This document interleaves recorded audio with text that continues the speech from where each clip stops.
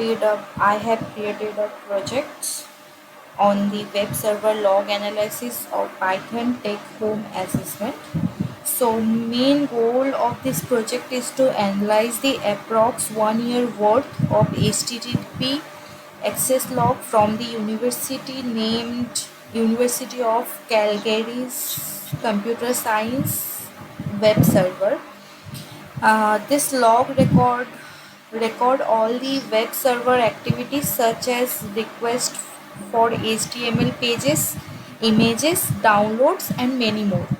So main analysis is designed to extract the different insights such as like web traffic volume, unique user activity, error pattern, and time-based traffic distribution, and many more.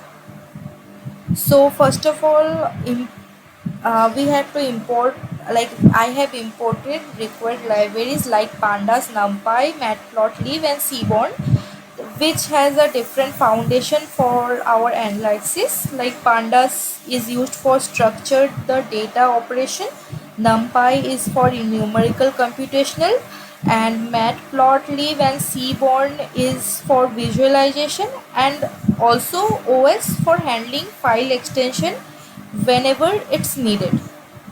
So our first step will be like loading and parse the http data log data. So here we have generated timestamp and stimulate the IP addresses, and here we have used get post and head method, which is then like used for IP API call, and status code.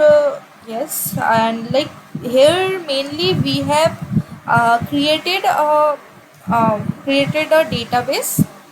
Here mainly created a like fake http log database, and after that we have coded for the loaded and parse the http log database.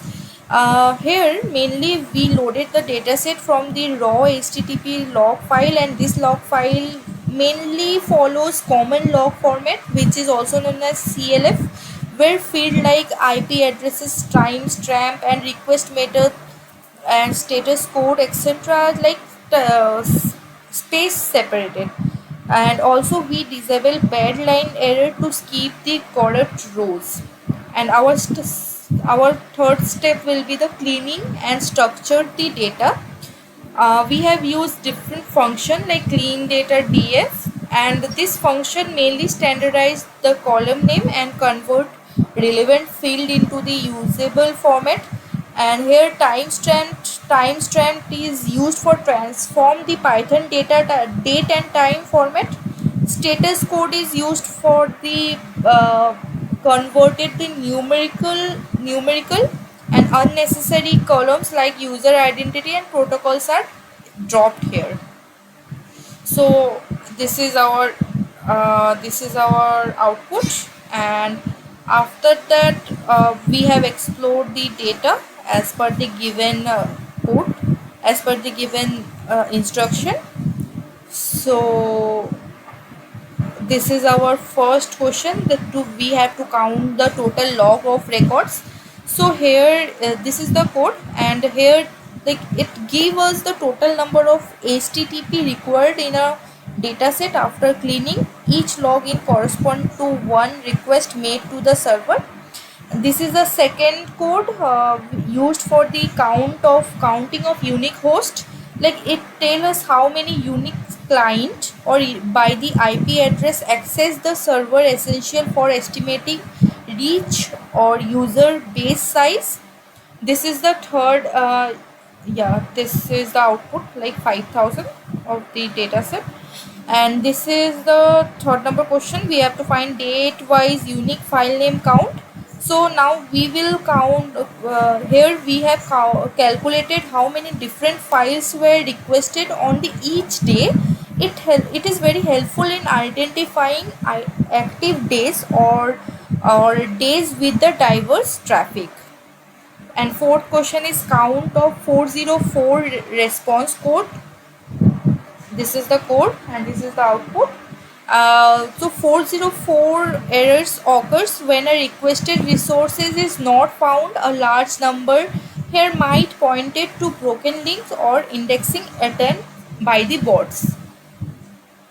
This is the fifth question and it's a code, and it is very helpful for identifying which requested URL most frequently resulted in a 404, and return the top 15 file names sorted by the frequency. It is the output, and it is showing the most common resources that resulted in a 404. Great for the it is very helpful or great for the identifying what people were looking for and what might be missing here. In the sixth section, top 15 extension with the 404 error. Here this code highlight what kind of file HTML GIS script are commonly missing. A high number of it, as we can see here, HTML and CGI is the output. Like a higher number of .html could suggest a broken link. For GIF, it could mean that missing images in our database. So it is the seventh section. We have to find total bandwidth transfer per day for the month of July 1995. So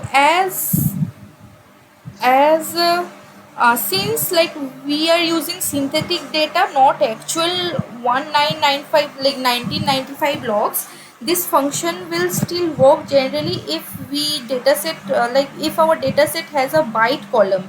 So this code is for generating and adding a byte column if it not exist in our dataset.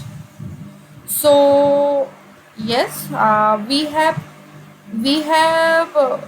written a code for adding the data byte column in our dataset, and this is the code which will help us to measure how much data in byte was transferred in each day in July 1995.